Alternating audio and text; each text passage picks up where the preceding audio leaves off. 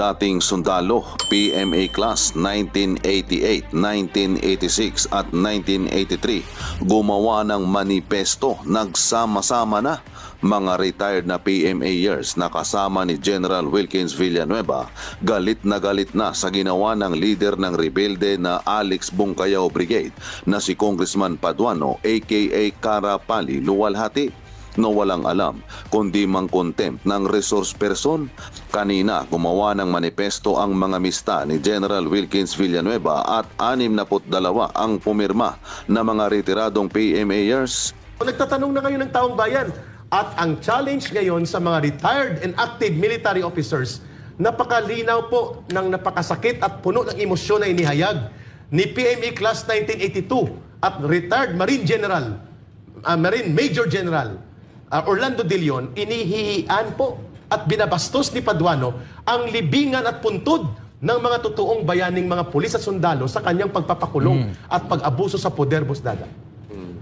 At nakakabahala yan sapagkat sino po ang nagkakanlong kay Paduano aside kay Akop at sa Congress?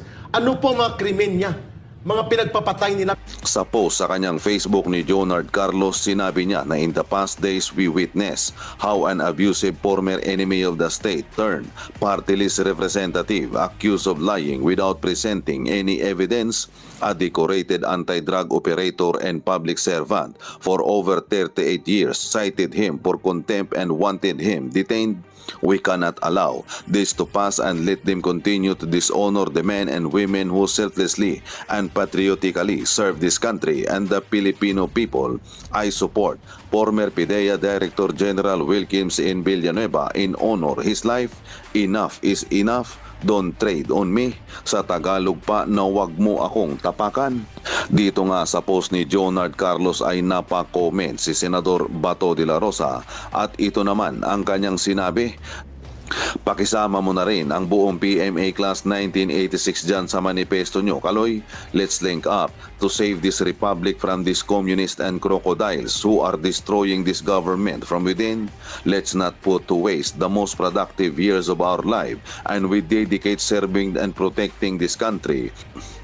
The long gray line, the long maroon line, and all the other lines are so tired of them. Komento pa nga ng mga dating PMAers na I am with you on this. If you can add my name to your manifesto, it would be an honor for me.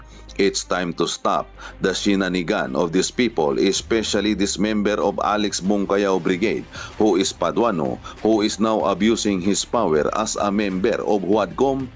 Joey Castro Sarosa, PMA Class 1983. Kupal yan sir, si Paduano, Alex Bungkayaw Brigade, infiltrated na ang House of Representatives, namamayagpag na ang communist ngayon sa Kongreso.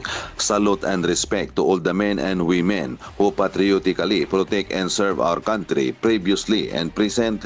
Sana kumilos na ang lahat. Nagka-EDSA na kada Friday, ano pa bang iniintay ng marami?